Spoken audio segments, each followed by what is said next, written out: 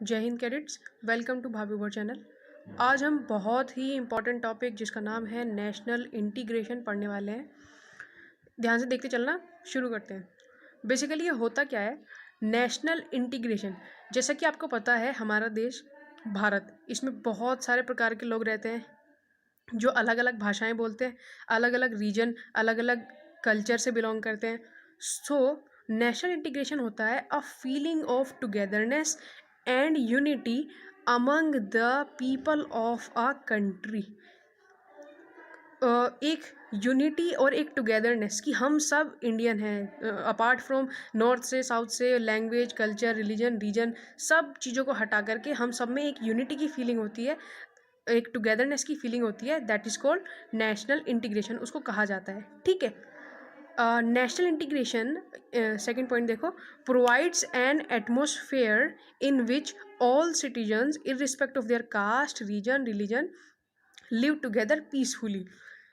National integration में मतलब अगर एक राष्ट्र में, एक देश में नेशनल इंटीग्रेशन है तो उसमें जो सारे वहाँ के सिटीजन हैं, जितने भी लोग हैं, वो अपनी कास्ट, किस जाति के हैं उससे, रीजन, रिलीजन, किस धर्म को वो फॉलो करते हैं, या रीजन उसके किस किस जगह से वो आते हैं, रीजन का मतलब उसके अपार्ट फ्रॉम दैट वो सब के लिए एक कॉमन आइडेंटिटी शेयर करते हैं। वो that we all are Indian, ये वाली जो फील है उनके अंदर, that is national integration. It refers to integration in all respect, social, political, economic and emotional. ये इस रेफ़र करता है नेशनल इंटीग्रेशन कि unity in the sense of social भी हम सब इंटीग्रेटेड, पॉलिटिकल भी, इकोनॉमिक भी एंड इमोशनल भी। आगे देखना, जब इसके टाइप्स बताऊंगा ये एक्सप्लेन कर दूंगा अच्छे से और। ठीक है, अगला पॉइंट देखो, in an integrated country people share common goals. एक इंटीग्रेटेड कंट्री के लोग क्या होते हैं, वो कॉमन गोल्स शेयर करते हैं। उनका सबका उद्देश्य होता है कि अपनी देश को आगे लेके जाना है, इसकी उन्नति, तरक्की, इसी के प्रोस्पेक्ट में उन सबके गोल्स होते हैं। दे शेयर कॉमन गोल्स। ठीक है, नेक्स्ट पॉइंट देखो, ऑल पीपल वर्क टुगेदर।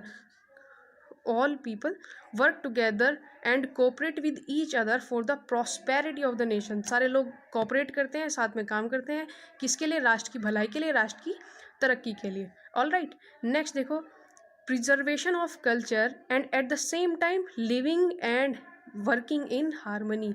इसका मतलब ये नहीं है कि हम अलग अलग किसी एक कल्चर को बचाने की कोशिश कर रहे हैं। नहीं नहीं नहीं, नेशनल इंटीग्रेशन का मतलब हुआ प्रिजर्वेशन ऑफ कल्चर। सारे कल्चर्स, जितने भी कल्चर हैं, उन सबको बचा के रखना है, लेकिन एक साइड उसके साथ ही साथ हम सबको साथ में मिल के काम भी करना है देश की तरक्की के लिए।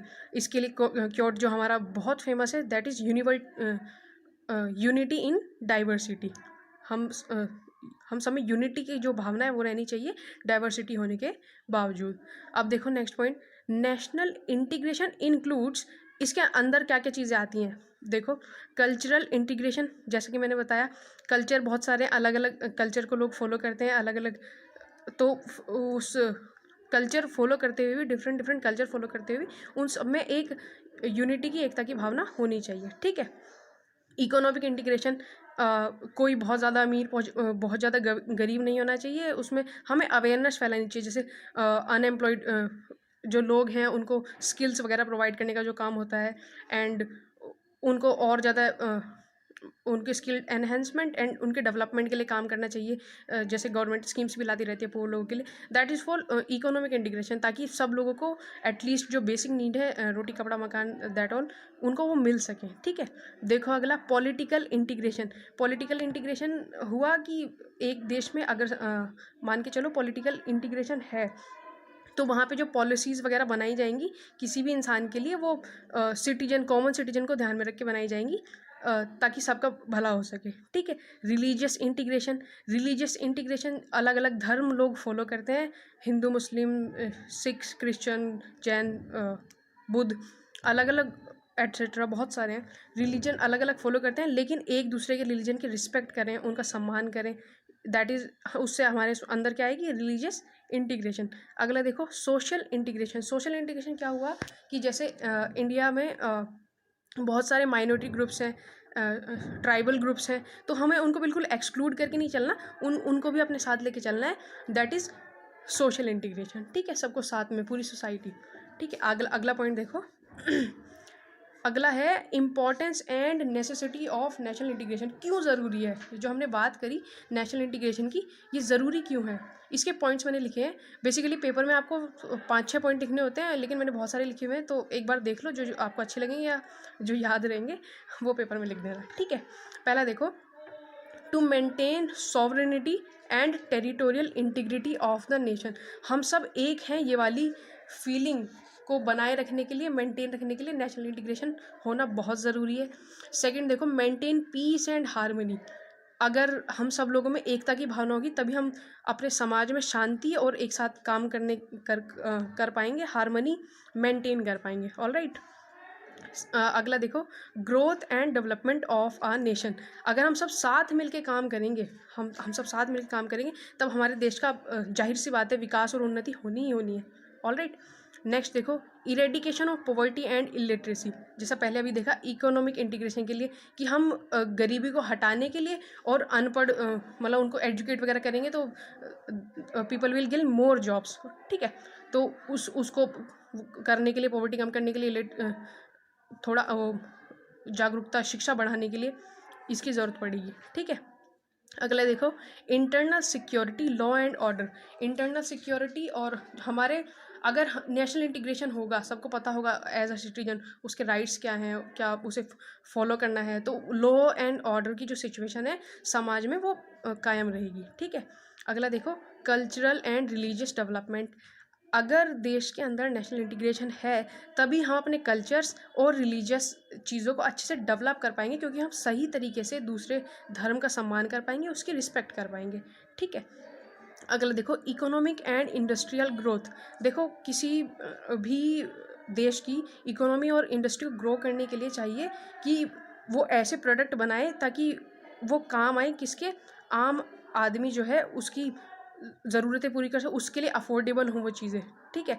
वो इकोनॉमी हमारी पूरी इसी तरीके से एनहेंस होगी अगर हम सारे वही फील्ड साथ मिलके काम करेंगे तब, ठीक है।